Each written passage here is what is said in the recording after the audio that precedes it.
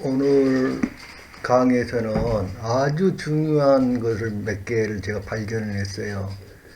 물론 이제 전체 내용은 기존에 했던 내용들도 많이 포함되어 있는데 아주 중요한 새로운 내용이 있으니까. 그리고 이제 먼저 제가 말씀드리고 싶은 거는 어, 잘난 체 하지 좀 마세요. 제발 잘난 체 하지 말고. 그리고 어, 우선 최상의 돈은 말로 할 수 없어. 최상의 돈은 말로 할 수 없다. 그래서 그림을 그리거나 시를 쓰는 거예요. 말로 할 수 없이 말을 해야 되기 때문에 말을 하는데, 말로 사는데. 그래서 이제 두 번째 차상의 돈은 최고 엘리트를 가르치는 것입니다. 그래서 저는 이 강의를 하는 목적이 엘리트를 가르치기 위해서 이거 강의를 하는 거예요. 그 다음은 엘리트하고 대화입니다. 네 번째는 대중을 가르치는 것인데요. 다섯 번째, 해서는 안 되는 거, 대중과의 대화예요. 그냥 무가치한 일이거든요, 그거. 그래서 헛소리들 쓰지 마세요. 제발 좀. 다 지울 테니까, 헛소리들은. 오늘은 우리 민족의 이동 경로에 대해서 먼저 말씀드리고 쭉 이동 경로를 설명하면서 이야기를 할게요. 하는 이야기들은 그러니까 저 강의를 하나 듣고 그걸로만 판단하시지 말고 모든 강의를 다 들어야지 이해를 할 수가 있어요. 일단은 모든 강의를 다 듣기를 바랍니다.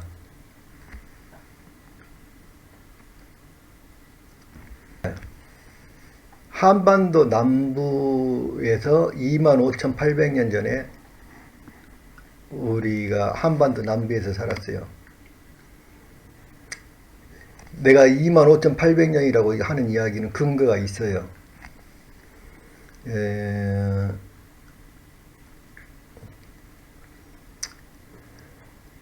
우리가 전번에 이야기했듯이 공부를 하려면은 맨 먼저 하는 게 점성학에 대해서 공부를 하지 않으면요 역사를 알 수가 없는 거예요. 고대사 가장 중요한 게 점성학이에요.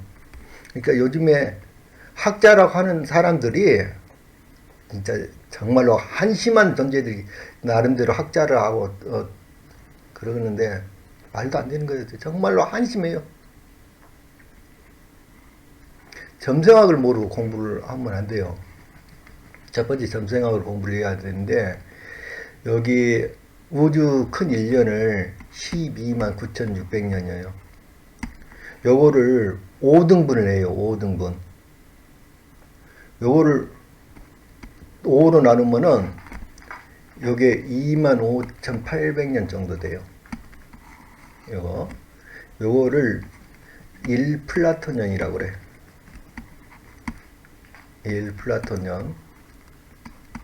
1플라토년이라고 그러는데 요 25,800년을 또다시 5로 나누면은 요게 25,800년을 또다시 나누면 약 5,200년이 돼요. 근데 5,200년이 약간 못 돼요. 근데 약 5,200년. 요거를 마야주기라고 그래요. 요 1플라토년은 어떻게 계산된 거냐면 71.6년에 1도씩 세차 운동을 해요. 그래서 71.6 곱하기 360도를 하면은 여기에 나오는 거예요.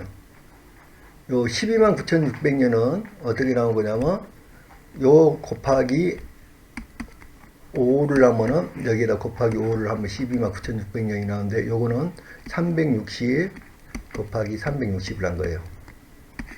이게 요거를 갖다가 원회 운세주기라고 그래요. 주기라고 그러고, 요 마야주기는 5개가 한 묶음으로 되어 있어요. 요 5개를, 요거를 5개를 한 묶음을 큰 하늘이라고 그래요. 요거를 첫 번째 하늘, 요걸 첫 번째 하늘, 두 번째 하늘, 세 번째, 네 번째, 다섯 번째 하늘이라고, 요걸 큰 묶음을 5번째 하는데, 지난 2012년 12월 22일 날이 어떤 날이었냐? 요게 주기가 끝나는 날이면서 요 주기가 동시에 끝나는 날이었어요. 어마어마한 날이었어요. 이 날이. 그래서 내가 한반도 남부에서 25,800년 전에 인류가 시작됐다는 이야기를 요거 때문에 하는 거예요. 지금. 왜냐하면 이렇게 한 바퀴 돌아서 오거든. 정확하게 원점으로 돌아오는 거예요. 25,800년 전에. 한반도에서 사람들이 지금 우리가 태어났잖아요. 그래서 이렇게 이야기하는 건데, 원래는 129,600년 전에 한반도에 인어가 살았었어요.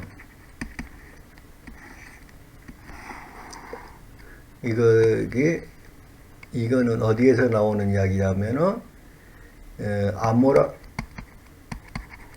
콰닌이라고 하는 유명한 영능력자가 있어요, 미국에. 이 양반이 쓴 책이,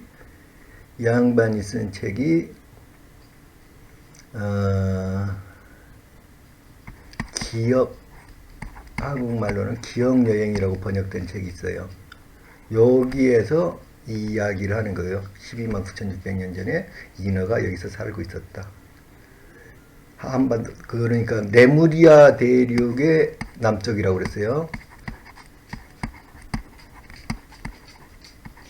그래서 이게 무대륙이란 게 어마어마하게 크게 있었던 건 아니고, 무대륙과 여기 레무리아 대륙이란 거는 지금 한반도가 속한 아시아 대륙을 말하는데, 나중에 BC 8104년에 노아우 홍수가 일어나요. 이때 학자들마다 의견이 틀린데, 어떤 사람은 100m 상승했다고 그러고, 이렇게 해수면 높이가 100m 상승했다고 그러고, 어떤 사람은 40m가 상승했다고 그래요. 그래서 내가 보기에는 요게 상당히 설득력이 있어요. 40m가. 왜냐면은 옛날 지구는 지금 7대3의 비율로 7이 바다예요. 7이 바다고 3이 육지로 되어 있어요. 지금은. 그런데 옛날에는 반대로 되어 있었어요. 이 대홍수전에는 3이 바다고 육지가 7이었어요. 요 대홍수 때 하늘에 천공이 무너지면서 어마어마하게 이렇게 잠겨버린 거예요. 대홍수 때. 그러니까 성경의 역사 기록은 그거 엉터리 빠꾸시하니까 그런 거 믿지 말고, 그 사람들이 얼음이 녹아갖고 막 그렇게 주장하는데, 얼음이 녹는다고 해서 해수면 상승 안 되는 거예요. 그거 과학에 조금이라도 상식이 있는 사람은 그런 말 안 해. 얼음이 이렇게 빙상이 있잖아요. 그러면은 요게 부피가 늘어나요. 얼음이 되면 물이 얼을 때는 부피가 늘어나. 그런데 여기 10분의 9가 여기 잠기고 10분의 1이 이렇게 뜨는 거예요. 근데 약간 10분의 1은 아니고 9분의 1 정도가 떠요. 이렇게 뜨는데, 이게 녹으면요, 어떻게 되냐면, 이게 다 녹으면, 요게 물보다 부피가 늘어났기 때문에 절대로 늘어나지 않는 거예요. 한번 실험 한번 해보세요. 말도 안 되는, 과학적으로 상식도 없는 사람들이 역사를 하고 있어, 지금. 말도 안 되는 이야기예요. 지구가 여기에 물바다가 요게 수면이 올라간 이유는 뭐냐면, 옛날에 지구가 생성될 때 충돌을 했어요. 지구가 생성될 때 니비루라는 별과 충돌을 해요. 니비루라는 행성과 충돌을 할 때 바닷물이 하늘로 올라가요. 3m를 올라가야겠다. 그때 천공이 두 겹의 천공이 있다고 그랬으니까 15,000km하고 이렇게 하고 두 겹의 천공이 하늘에 이렇게 하고 띠를 형성해요. 토성은 띠같이 얼음 띠를 형성을 해. 여기 올라가가지고 얼음 띠를 형성을 해요. 하늘에다가 여기 올라가고 여기에는 라이카라고 써졌어. 이게를 라이카를 만들었다고 써졌어. 라이카라는 게 뭐냐면 팔찌란 뜻이에요. 팔찌를 만들었다. 수메르 기록에는 이렇게 해가지고 요 얼음띠를 형성해. 그래가지고 육지가 드러나게 된 거예요. 바다가.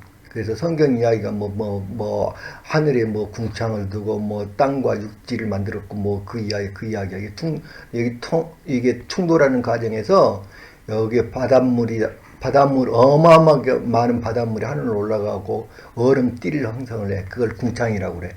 그래서 육지가 드러났던 거예요. 그렇게 많은 육지가.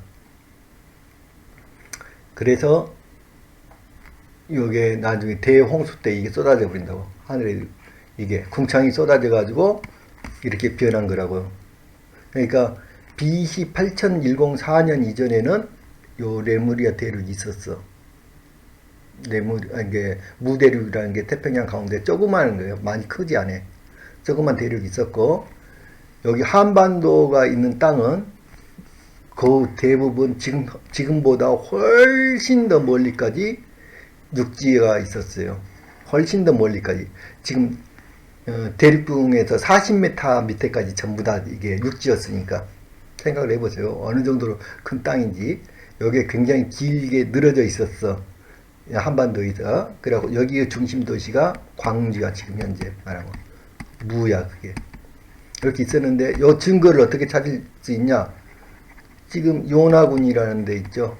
요나군이에서 고대 신전 같은 게 발견이 됐어. 고대 도시가. 요게 수심 딱 40m 정도예요. 30 몇 m 정도예요. 수심. 정확한 이야기야. 그러니까 이게 40m 올라갔다는 게. 증거가 남아있어 지금.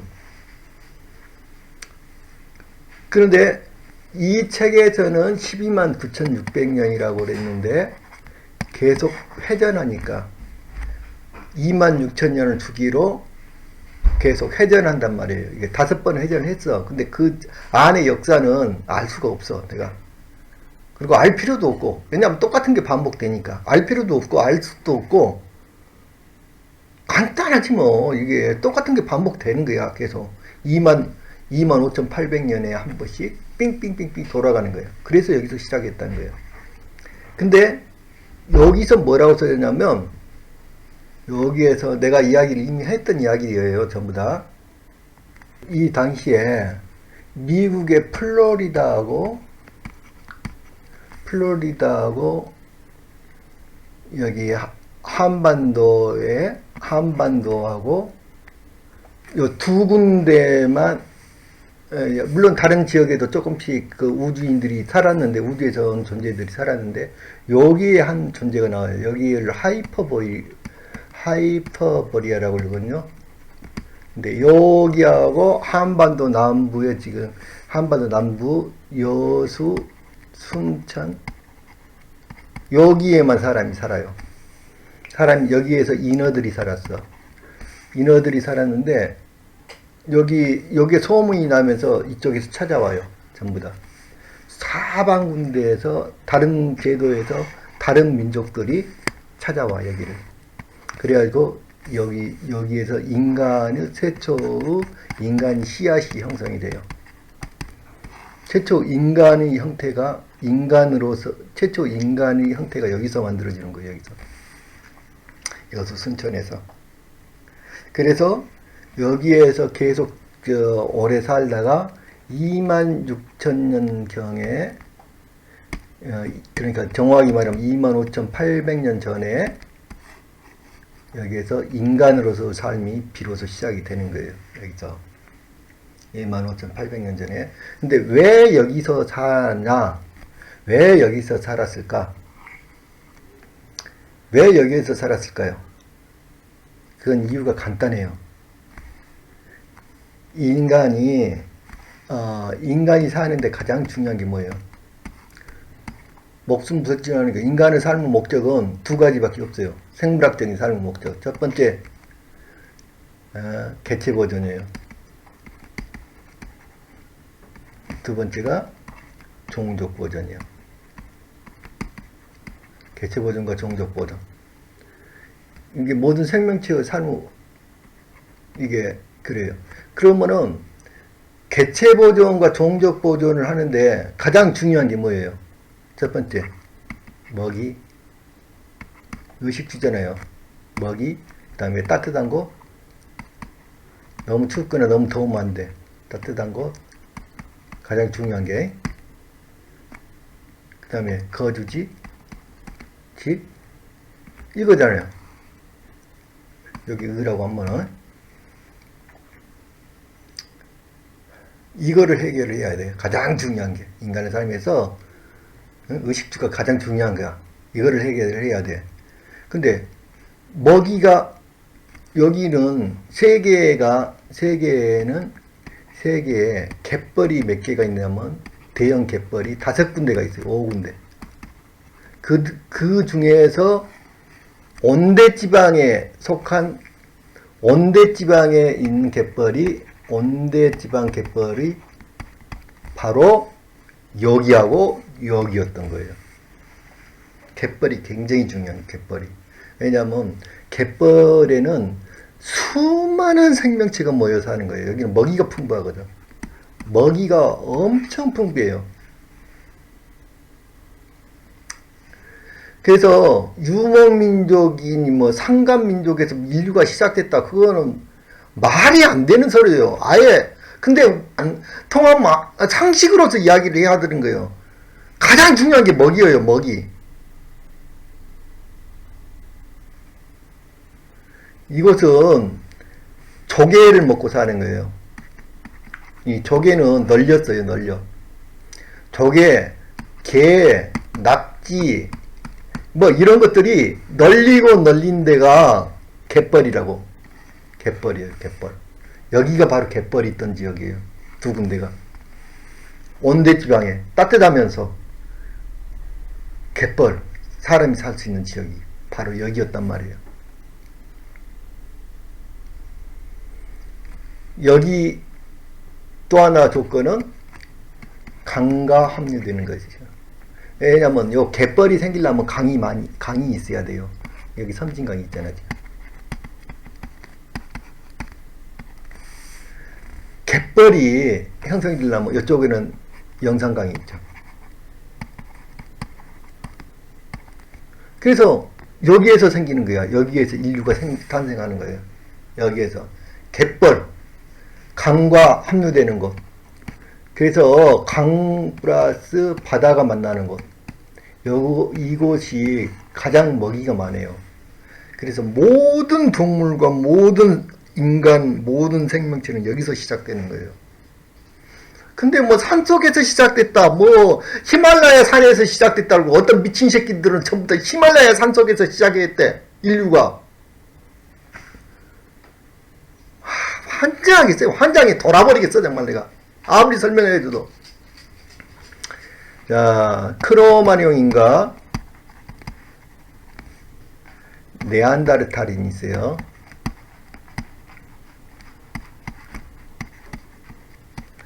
네안데르탈인은 50만 년 전에서 50만 년 전부터 시작해가지고 3만 년 전까지 존재했던 존재들이에요. 근데 크로마뇽인은 4만 년 전에 나타나요. 지구상에. 4만 년 전에 크로마뇽인이 생기는데 이 크로마뇽인들이 지금 현생 인류가 된 거예요.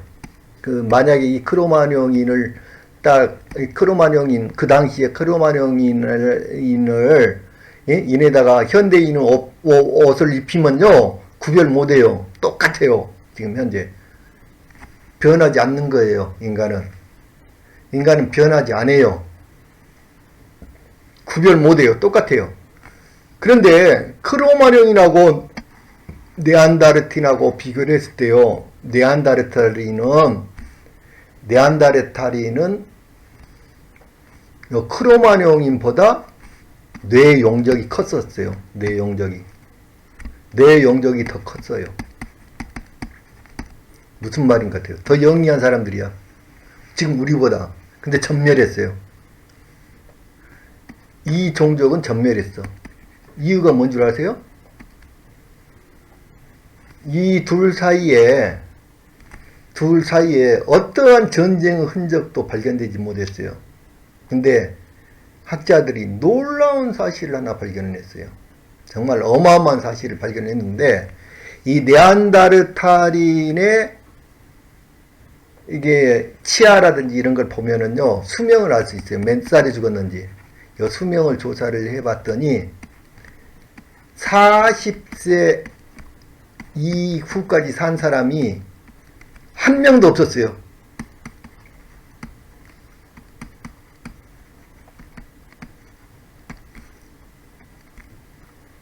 (40세) 이후까지 산 사람이 한 명도 없었어요.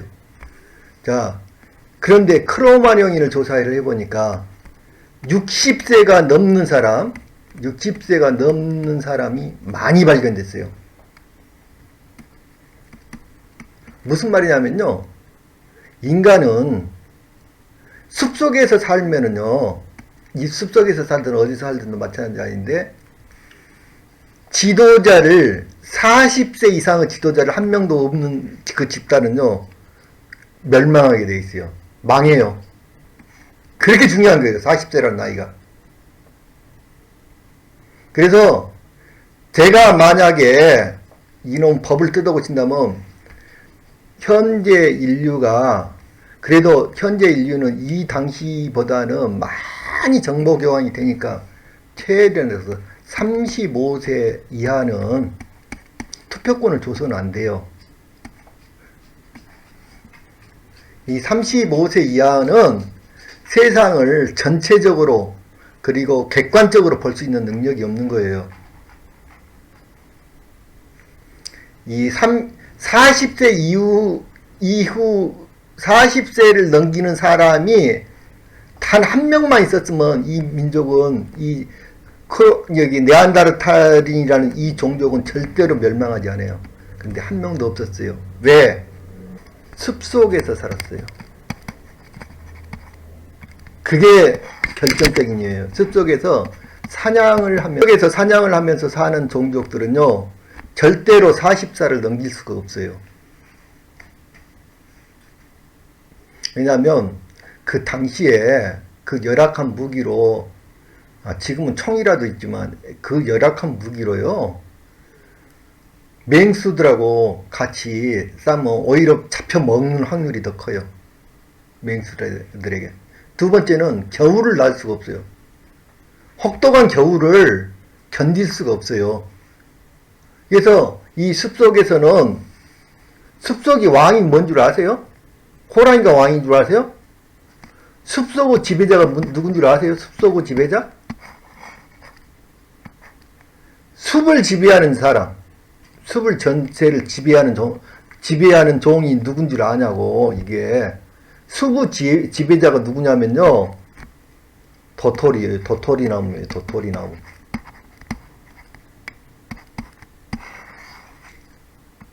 겨울이 되면요, 모든 동물들이 도토리를 먹고 사는 거예요. 초식동물들이. 그런데 이 숲속의 지배자가 도토리나무가요, 야, 숲속에 인구가 너무 많이 늘어나잖아요, 동물들이. 그러면 한 해 안 열어버려요. 도토리를. 일제히 안 열어버려. 그러면 그때 모든 동물들의 절반 이상이 다 죽는 거예요. 육식동물, 초식동물할 것 없이 인간도 그 절반 이상 다 죽는 거예요. 무시무시한 거예요. 도토리나무가 지배를 하는 거예요. 이 숲을 전체가. 식물이 그렇게 무서운 거예요. 그런데 이 숲속에서 살았는데, 이 사람들, 크로마뇽인들이 사는 곳에서 이 크로마뇽인들이 살았던 거기 곳에서 뭐가 발견됐냐면, 조개 목걸이가 발견됐어요. 이게 결정적인 사실이에요. 조개 목걸이. 근데 이 조개가 어떤 데서 사냐면 바닷가에서 살던 조개 목걸이가 발견됐어요. 이 크로마뇽이 동굴을 해서. 이게 결정적이었던 거예요. 이게 바로 뭐냐면 이 크로마뇽인들이 무슨 사건 때문에 일이 갔는지는 몰라도 아마 대홍수 이후에 뭐 이상한 사건 때문에 갔는지 어땠는지는 몰라도 예? 이 크로마뇽인들이 원래 주식을 조개로 했던 사람들이에요. 조개로. 바닷가에서 살던 사람들이 있다고. 그게 비밀이었어요. 또 하나는 이 동굴에서 살면요. 동굴은 습하기 때문에 병균의 온상이에요. 병균의 온상이고 햇볕을 못 받기 때문에 구루병이 생겨요. 구루병이 생기고 꼽추가 나온단 말이에요. 여기는 갈대 같은 걸로 집을 지어서 살아요. 근데 갈대 지붕에 햇볕이 이렇게 쬐잖아요. 그래서 여기에 사는 사람들보다 훨씬 병에 걸리질 않아요. 먹을 것이 풍부하고 그 다음에 다른 동물들한테 잡혀먹을 그런 확률이 줄어들어요. 근데 인류가 왜 숲으로 들어가냐? 대홍수 때 그리고 하여튼 여기 지구 자체가 불안정해갖고 해일이 어마어마하게 발생을 해요. 해일이 엄청나게 큰 해일들이. 그래서 산으로 이동하는 거예요. 그래서 산으로 이동을 하는 거라고. 그러니까 역사를 말을 하든 해도 거짓말 좀 하지 말으라고. 지금 멋대로 대가리 속에서 지어내가지고 어떤 쓰레기 같은 거짓말만 하고 있어. 전부 다. 그리고 우리 민족이 유목민족이라고 주장을 하는데 전 세계의 고대 문명에서 유목민족이 문명을 이룬 적은 단 한 번도 없어. 어떻게 유목민족이 문명을 이뤄? 계속 이동을 해야 되는데.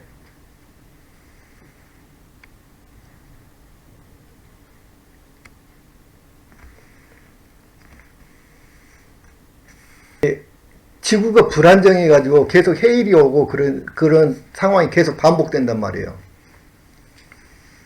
그래서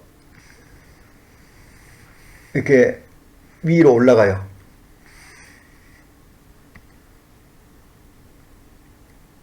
백두산 근처로 올라가요. 백두산 근처로 산으로 올라간 건 아니고 평야지대 지금.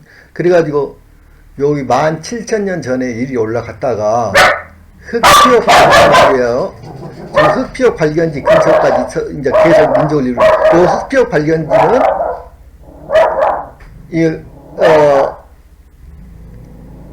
흑피옥 발견지는 정확하게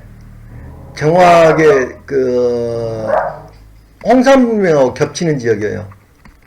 홍산 문명하고 겹치는 지역인데, 여기 흑피옥 발견지는 어떻게 되냐면 같은 지역은 같은데요. 여기 지층이 굉장히 아래층이가 있어요. 여기 적어도 3m 이상 땅 지표면에서 3m 이상 파고 들어가야지 흑피옥이 나와요. 굉장히 아래층이 있고 홍산 문명은 1m밖에 안 돼요. 이게 토층이. 그래서 굉장히 여기 후대에 발달한 문명이에요. 홍산 문명은. 그런데 오랫동안 살았어요. 여기서 15,000년 전부터 쭉 해갖고 쭉 산 거예요. 여기 흑피옥 발견된 데하고. 그래갖고 여기 15,000년 전에 14,000년 전에 중국 시안으로 이동을 해요. 근데 요 중국 시안으로 왜 중국 시안으로 이동을 하는 걸 알 수가 있냐면 지금 중국에서 한무제의릉이라고 주장하고 있는 거에 무제의릉이 당군릉이에요. 그게요.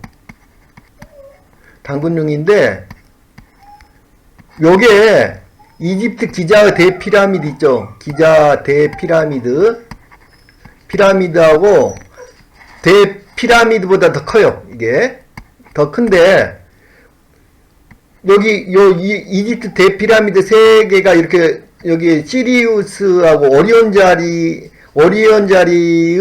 오리온은 삼태성을 이렇게 여기 상징하고 있잖아요. 똑같이 생겼어요. 이게 놓인 위치가 똑같은 위치로 놓여 있어요. 그래서 이쪽으로 이동했구나 금방 알 수 있어요. 또 하나 사천성으로도 이동을 하고 운남성 권명으로도 이동을 해요. 왜냐하면 여기에 유물들이 있어요. 유물들이 있으니까 그거는 나중에 제가 기회가 되면 설명을 할게요. 여기 유물까지. 그 다음에 티벳의 라짜로 이동을 해요. 근데 요 권명은 이제 이때는 왜냐하면 물론 굉장히 오래 전에도 이쪽으로 이동을 한 적이 있어요. 그런데 여기에 권명이 뭐냐면은 거기 수메르 신화에서 그 금을 채굴하라고 왔다고 했잖아요. 이 존재들이. 그래서 여기 니비루라는 별에서 최초로 책임자로 온 존재가 엔키예요. 엔키가 먼저 도착해서 금을 채굴하는 데가 바로 어디냐면 바로 권명이에요. 엔키가 먼저 채굴하는 거예요. 그래서 권명으로 이동하는 거예요. 여기에서 인간이 창조가 돼요.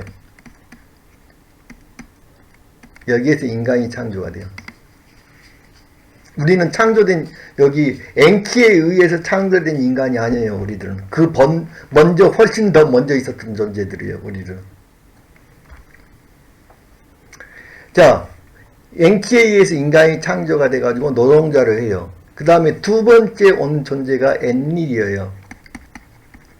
여기 두 번째 온 존재가 티벳의 라사에 자기 본부를 정해요.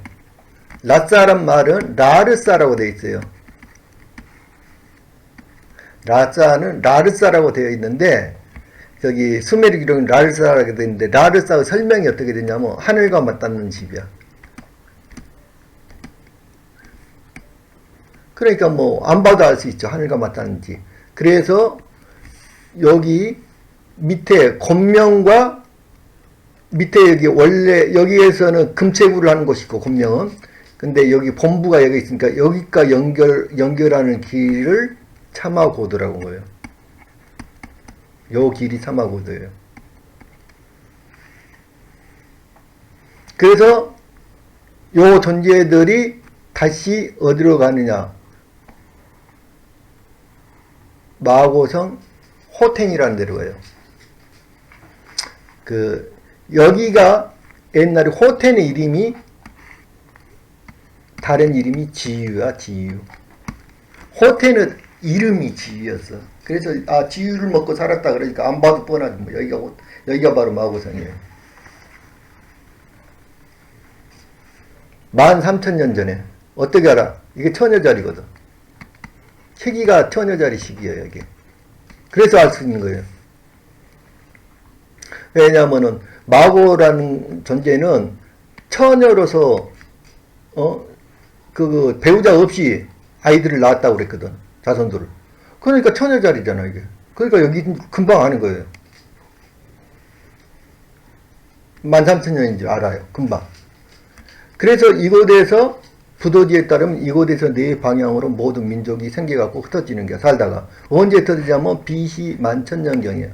이걸 어떻게 알 수 있어? 시대를. 왜냐하면 부도지에 보면은 1000년씩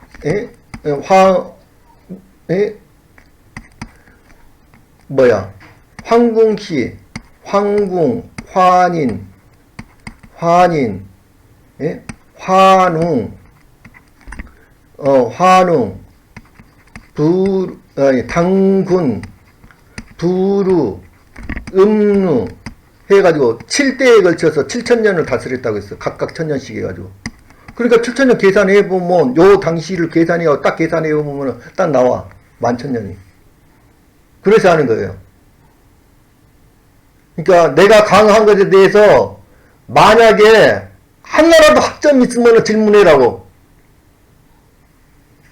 허점이 없다고 생각하면 깨소리 말고 엎어져 있으라고.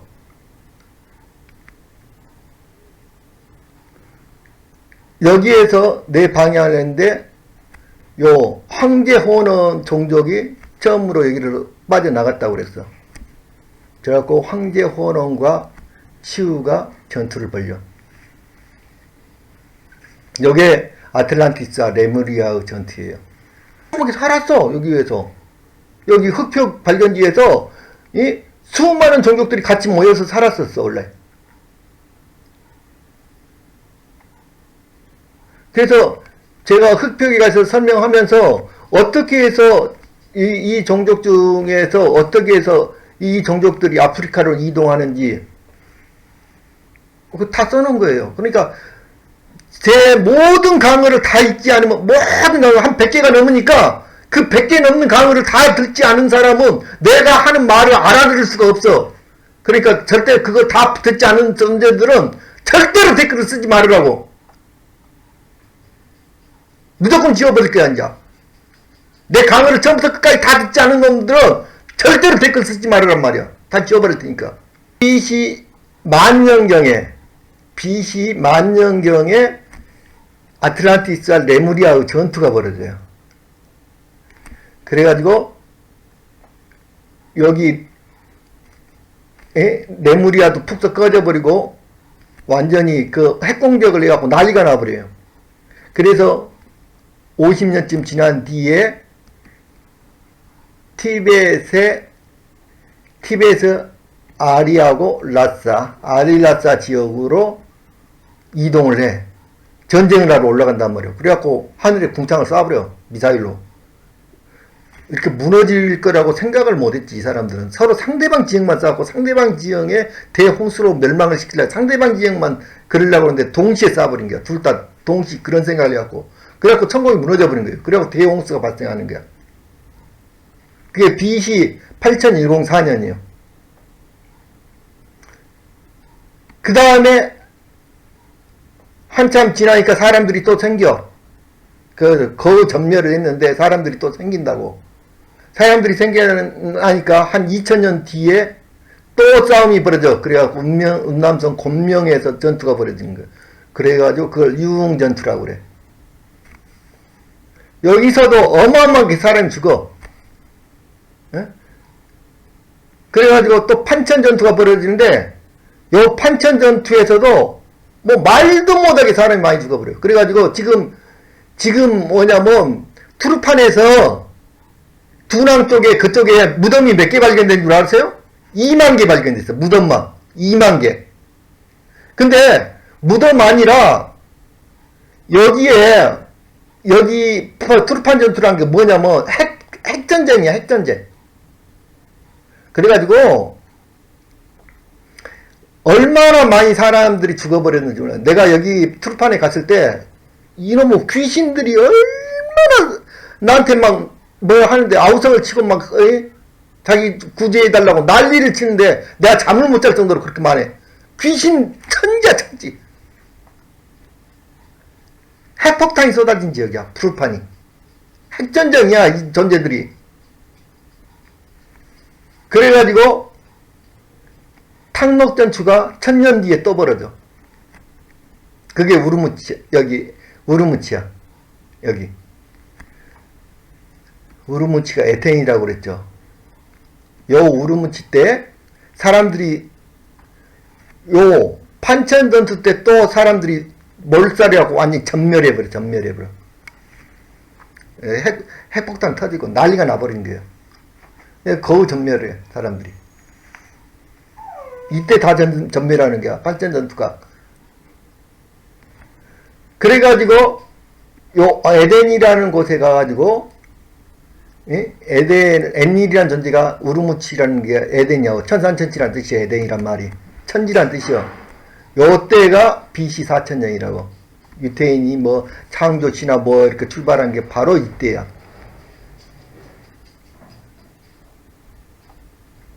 그래가지고 여기에서 사람들이 좀 생기니까 이 사람들이 수메르로 이동을 해. 그래서 수메르를 처음 세운 존재가 누구냐면 치우예요. 치우. 그런데 황제 호원한테 공격당해가지고 요게 파괴가 돼.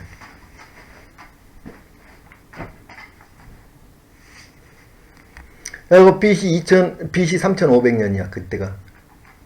그 다음에 이집트를 누가 세우냐? 이집트를 제고 고신씨가 세워. 이집트를. 그리고 이집트가 BC 3000년경에 세우는 거야. 그리고 아시리아 여임금이 아시리아를 건설을 해. 근데 아시리아는 누구라 했어요? 아수르라고 그랬잖아요. 아수르가 누구냐면 김수로야. 김수로를 내쫓고 지가 여임금이 옷을 바꿔치기에 김수로를 내쫓고 아담과 이브가 입었던 옷을 바꿔치기 해가지고 속여가지고 요거를 차지한단 말이에요. 여임금이. 그때 여임금이 몇 년도에 세우냐면 BC 2453년에 세우는 거야. BC 2322년인가? 그게 어디서 나온 소리야 도대체? 뭘 알고 이야기를 해야지. 지뿔도 모르는 새끼들이 멋대로 갖다 몇 년 붙이고 난리여. BC 2453년에 세우는 거야. 그래서 똑같은 시기에 페르시아의 전신인 엘람이 건설돼. 이 엘람이 건설된 것이 바로 BC 2453년이야.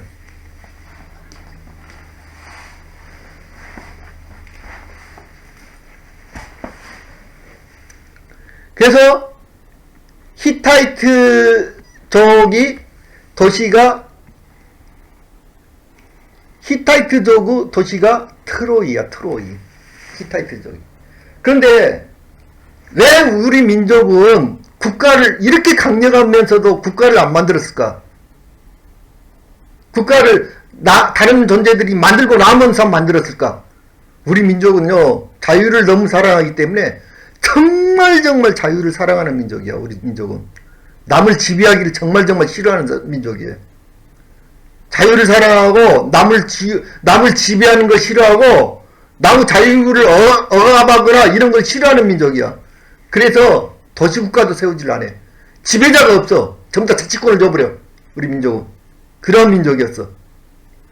바로 히타이트가 뭐냐면 치우의 도시, 치우 민족이야. 히타이트가. 여기가 어디에 있어? 이 히타이트 도시가 바로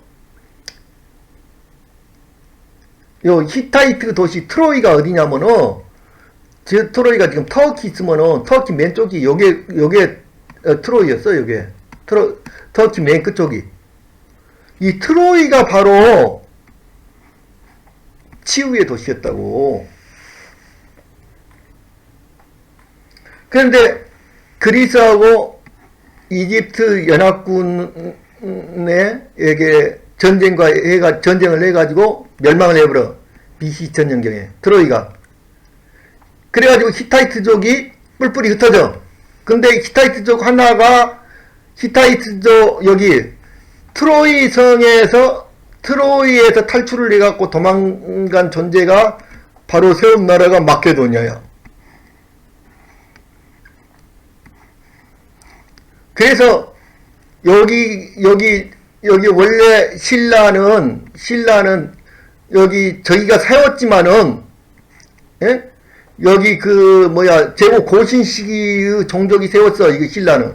여기 주나라야. 신라가 요게 주나라야.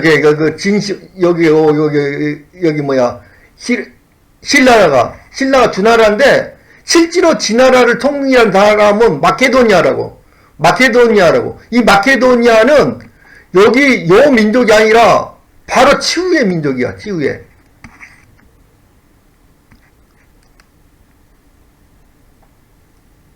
마케도니아가 신라를 통일하거든.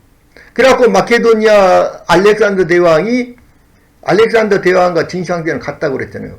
그래서 이제 진시황제가 페르시아를 밀어내는 거라고. 근데 이제 트로이에서 일부는 어디로 도망가냐면 로마로 도망가가지고 바로 로마 제국을 건설한 게 트로이 후손들이야. 그러니까 여기도 치우야. 치우의 후손들이 건설한 거예요. 로마도. 그래가지고 동부여로 여기 페르시아가 부른데 이게 부르라고 했잖아요. 부여는 뭐냐면 부르의 다른 이름이야.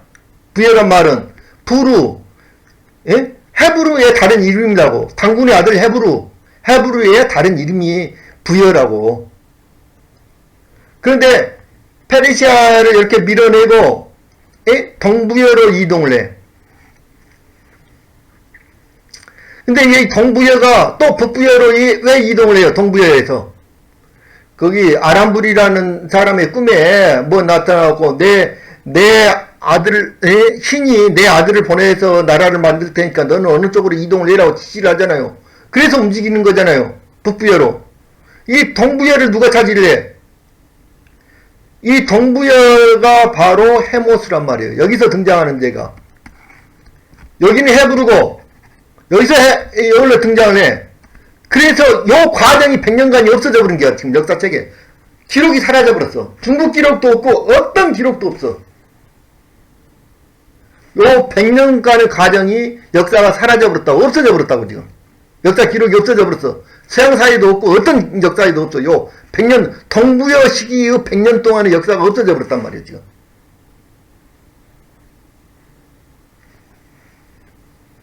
그래서, 동부여에서 해모수 등장으로 해서 다시 북부여로 이동을 해. 그래갖고 이제 북부여부터는 쭉 이야기를 했으니까 그렇게 알면 돼요. 대단한 소리를 한번, 대단한 발견을 해가지고, 역사학자들 뭐, 빼도 박도 못하는 증거를 찾았어요, 지금요. 그 이야기를 하려고 그러는데, 우선은 가장 중요한 게요, 어떤 구별을 할 때, 묘지제도, 장례제도처럼 중요한 게 없어요. 그거를 보면은, 왜냐면 장례제도는 절대로 안 바뀌는 거거든. 이게. 그런데, 서안에 있는 피라미드하고, 기자의 대피라미드가 너무나 똑같단 말이에요. 세 피라미드가 놓인 위치, 요 각도가 너무너무 똑같아. 아, 이거는 100% 관련되어 있구나. 그걸 알 수가 있어요. 두 번째, 내가 흑피옥 이야기를 쭉 했으니까 흑피옥 한번 보세요. 흑피옥이 발달되는 과정과 그 기법, 그 다음에 거기 인물, 그 표현이 너무 이집트하고 똑같다고. 그 이야기 강의를 했으니까 읽어보시라고, 들어보시라고. 그 다음에 천산안에 투르파는 유사성이라고 그랬는데,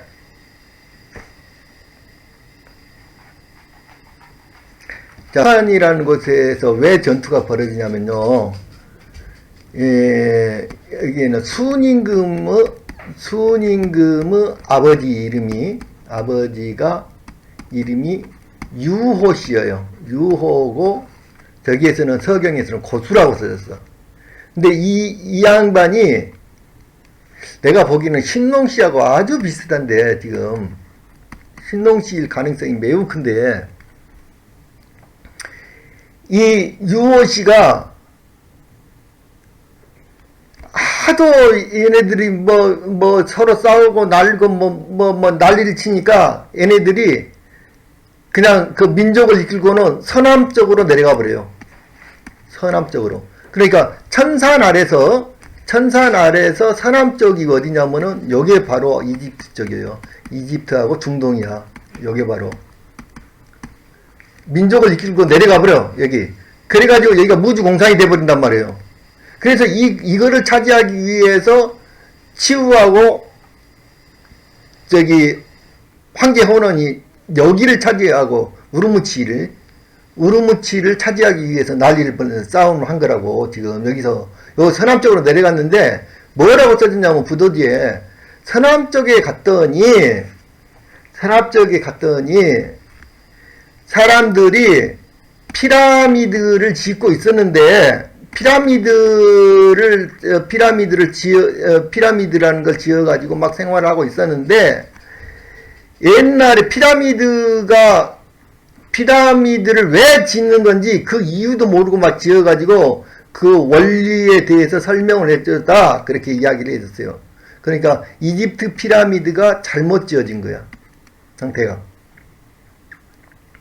그래서 고구려 지반의 피라미드가, 이제 고구려 지반의 피라미드는 다시 돌아온 거예요. 돌아와서 진 거예요. 근데 고구려 지반의 피라미드는 어떻게 생기냐면,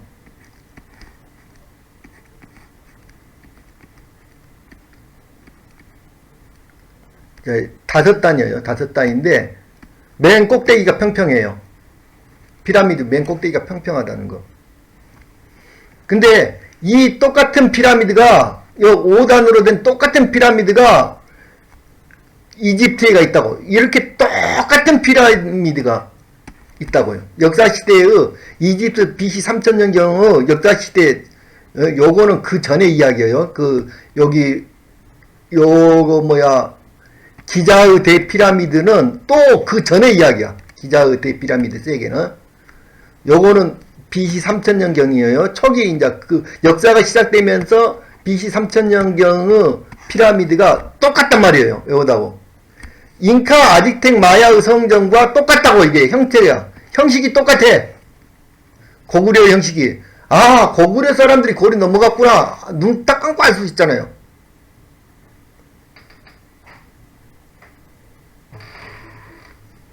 그런데 내가 오늘 이야기할 핵심이 이거예요. 반남고분 이야기야. 반남고분. 반남고분에서 우리나라 어느 지방과도 닮지 않는 항아리, 요 항아리로 매장을, 항아리 두 개를 이렇게 큰 항아리 두 개를 묶어갖고 요거 항아리관. 커다란 항아리로 생긴 독관이라고 하죠. 이거. 이런 독관범이 반남고분 밑에서 발견된 거예요. 근데 반남고분의 특징이 뭐냐면 이렇게 커다란 이렇게 있으면 맨 꼭대기가 평평하단 말이에요. 다른 어떤 고분과도 틀려. 요 끝머리가 평평하단 말이에요. 근데 여기 고구려 고분과, 물론 고구려 고분은 돌로 만들어졌고 흙으로 만들어졌지만 위에가 평평한 건 똑같단 말이에요. 지금 여기도 똑같아. 위에가 평평한 건 똑같아. 이게. 근데 내가 이거를 발견했어. 이거를. 수메르 문명에서 이거를 보여주려고요. 그러니까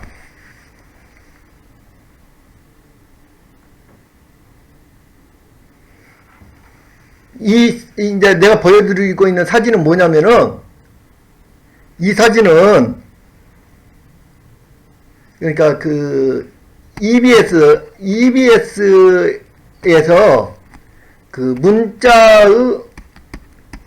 문자의 기원을 찾아가지고, 문자가 어떻게 발견됐는지 이걸 찾아가지고 그 여러 사람이 특별 기획 프로그램이란 말이에요. 여기 이제 나와 있으니까 보라고. 그거를 보는데 그 가운데 가갖고 아무도 그 많은 사람들이 세상에 이거를 못 봐. 이게 딱 보이는 거야. 거기 지금 예? 옛날에 수메르였던 옛날에 수메르였던 거기야 이라크의 박물관에가 아무도 이거를 눈치를 못 채는데 그게 바닥에 이게 딱 보이는 거야. 지금 우리나라 박물관에 놓여있는 그 똑같은 형태로 놓여있는 거야. 지금 이게 100% 여기서 왔다는 거. 이거 수메르가 바로 이 문명이라는 거 100% 증거를 해버렸잖아. 그냥 이게 나와버렸어. 이게 내가 그림 딱 보니까 그게 있더라고. 근데 어떻게 이걸 모르고 지나가 세상에. 거기 한 사람, 하여튼 당달봉사들이야. 한국 사람들이란 건 전부 다 당달봉사야. 그걸 못 보고 지나가, 어떻게. 이거 또 하나.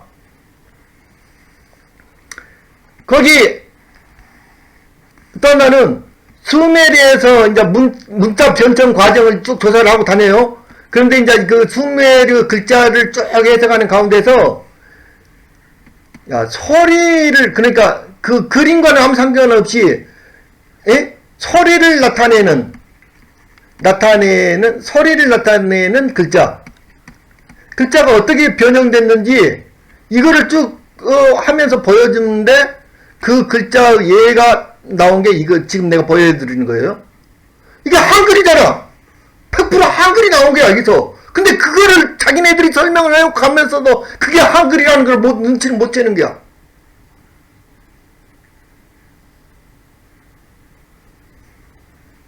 아니, 그게 한글이라는 걸 눈치를 못 해. 거기서 이미 한글이 딱 나왔는데. 얼마나 모든 사람들이 당달봉사단 말이야, 지금. 눈을 뜨고도 못 봐요, 진실을. 그리고,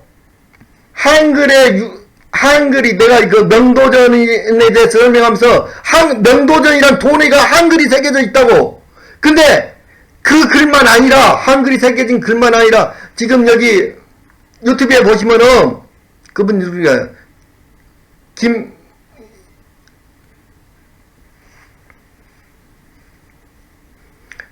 그분 이름 생각이 안 나는데, 그 명도전에 있는 글자를 한글로 쭉 해석하시는 분이 있단 말이에요.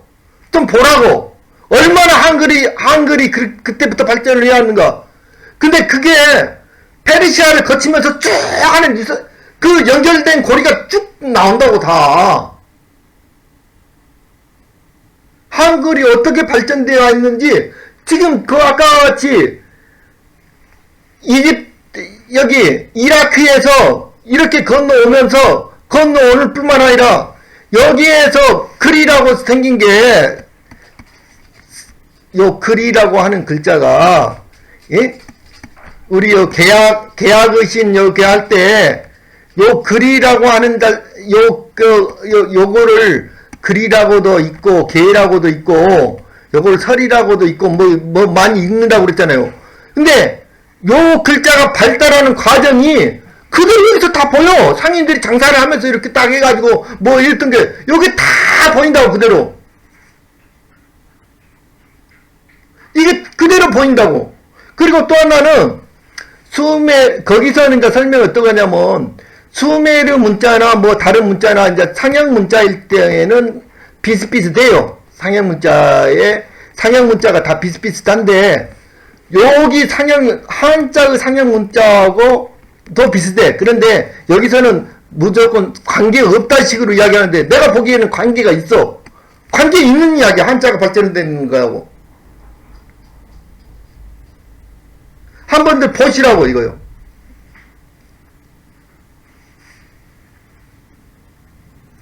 오늘 이만합시다.